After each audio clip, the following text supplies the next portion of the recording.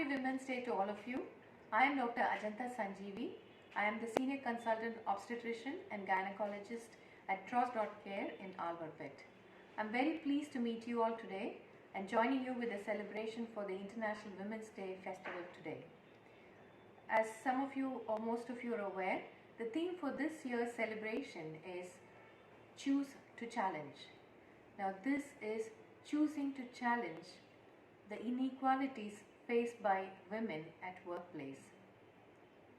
Now, being a doctor myself, and my purpose of addressing you today is to try and give you a nutshell idea about preventive women's health. I'm trying to apply this same theme of choosing to challenge, whereby the only difference being we are going to try and challenge ourselves. Do we give the enough care and time for ourselves to take care of our own health? We all know, we all understand that woman is the pillar of the family, and only a healthy mother can have healthy babies and run the family with perfect health. Many of us never think twice when we are unwell to see a doctor.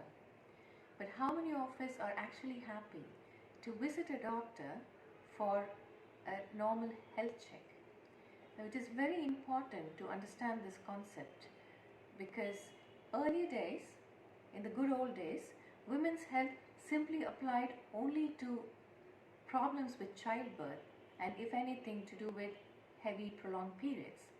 We've come very far from there, and today the whole healthcare is full with different advices and very small tips which will make a big difference in your future health. So join me today and try and give you this special time.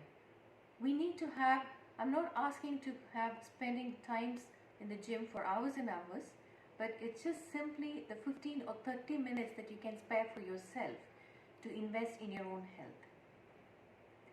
Now, the health for women should begin from the very young age of when you have your first onset of your periods.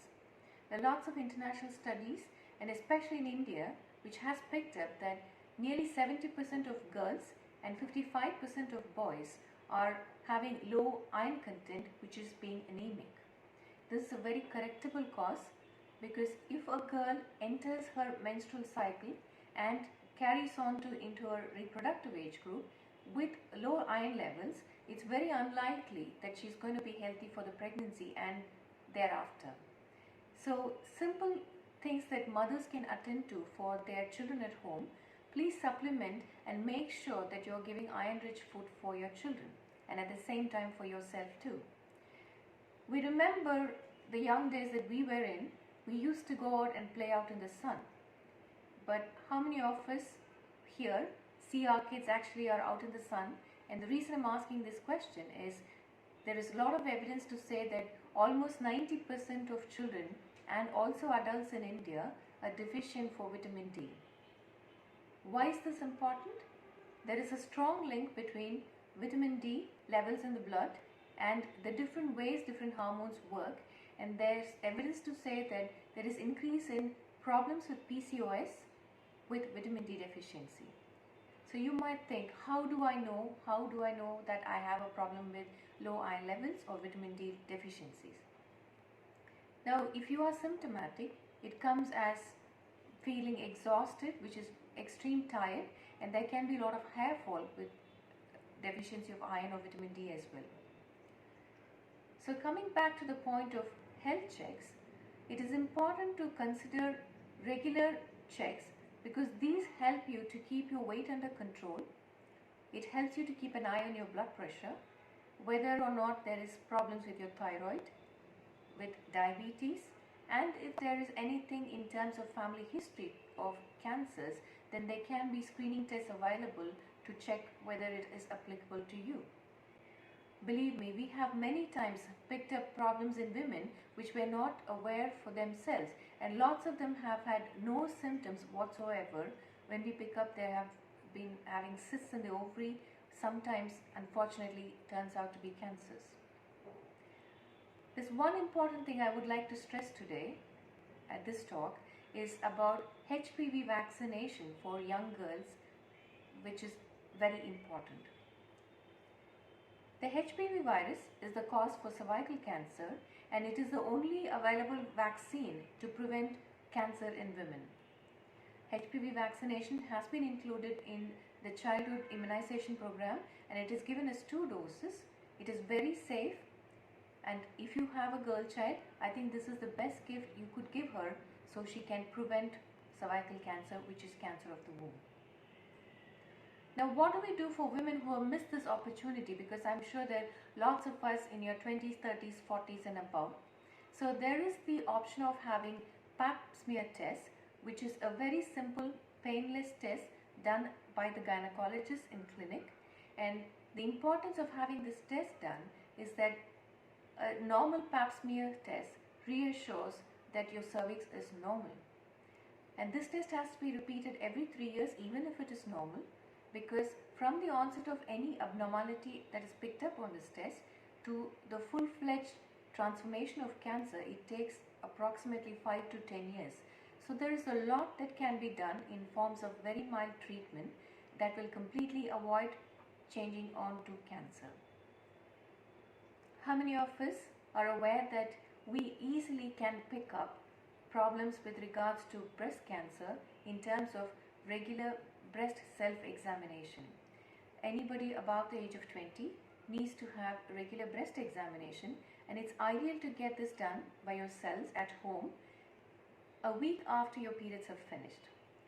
Now, some of you probably are anxious or not comfortable or may not be sure if you've actually been doing it the right way. So you can learn it from a gynecologist to start with and then carry it out at home regularly.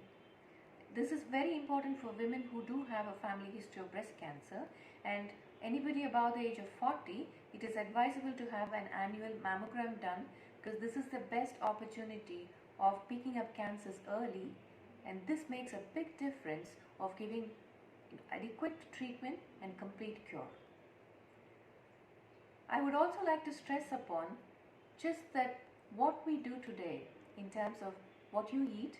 So remember, we are not here to pick up all the leftovers in the plates at home and keep adding on to our pounds.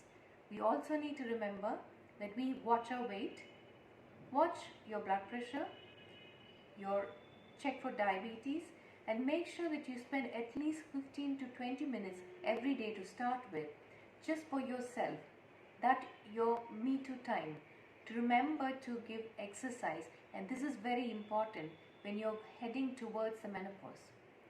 I would like to just remind, because I've had lots of women question me about what actually is the definition, or when do you actually go through the menopause. The average age for menopause is 50. So this can happen a bit earlier as well. So if a woman who's had regular or irregular periods has not had a period for 12 months, that is 1 full year, then it is assumed that she's gone through the change. I do find women who have not had periods for a year, 2, or maybe 10, 15 years, sometimes it's our mothers, our grandmothers, can notice that they have some spotting or bleeding. And it is very important this to be considered a significant symptom, because unless you come and get checked out, it is unlikely to pick up and rule out there is a cancer in the womb. So I wouldn't want to scare you more about cancers, but there's one important information I would like to give.